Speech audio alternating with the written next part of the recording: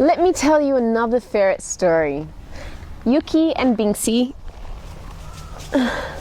are now my two last remaining girls. What once was a full handful of 4 ferrets is now reduced to just 2. because some ferrets, like Yuki here, don't like to have any other ferrets around them. So we can't get any others. Can we?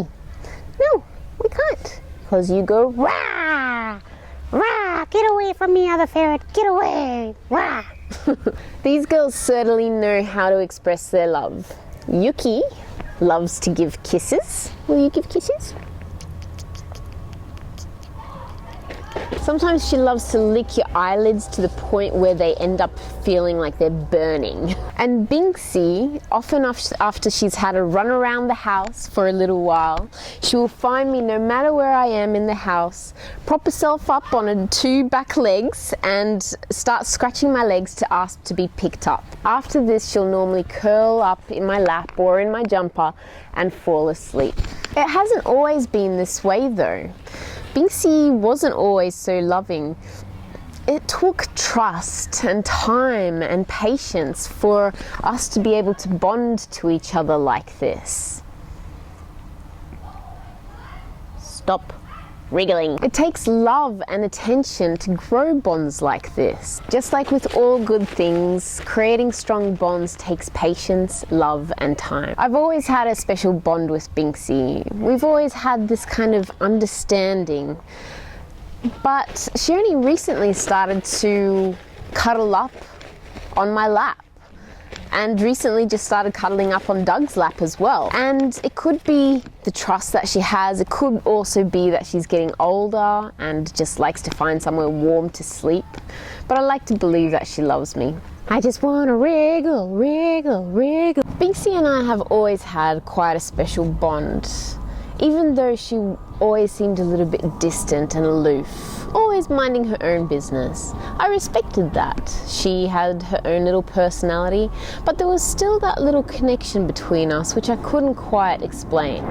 And then recently when she started cuddling up to us on the couch and into our dressing gowns or into my jumper, it made me realize just how special our bond actually really is. And all those years of not cuddling, it feels like all of a sudden she's making up for it. And because I feel that because I respected who she was and how she wanted to go through the beginning stages of her life, just minding her own business, now it's all paying off because we've had this mutual understanding from the beginning, and she's learned to trust me. Now that she's 7.5 years, she loves to cuddle. Woo! Victory! She's my girl. I love her, and I'm her girl too. Ferrets will be there for you through thick and thin. When me and Doug broke up, we were broken up for about a year. I took the ferrets, and even though I went through some really tough periods in my life, they were always there for me. Always cheering me up when I was feeling down. They are really the best antidepressants there can be. Whoever thinks that we're doing animals a favor by keeping them as pets is a bit crazy, because I think it's the other way around.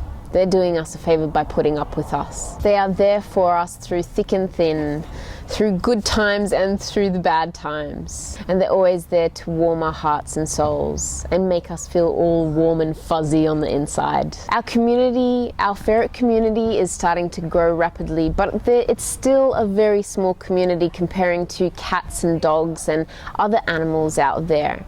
And sometimes it's hard to know what kind of a bond people experience with their ferrets. And that is why I've written the Warm and Fuzzy Ferret Stories to Warm Your Heart and Soul ebook, so that we can get to know what people experience, what kind of relationships people experience with their ferrets from all over the world. Everyone has a different connection with their ferrets, and the stories and the poems really show you that connection and what people experience by having ferret companions.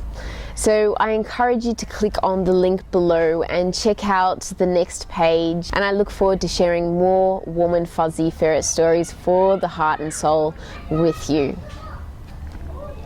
Love you long time. Here is Falky. She is a nutcase. Aren't you? You're a nutcase. You're a crazy puppy dog. You're so big now.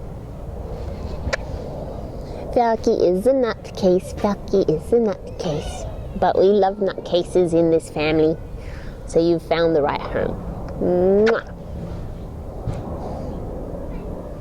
Bye bye.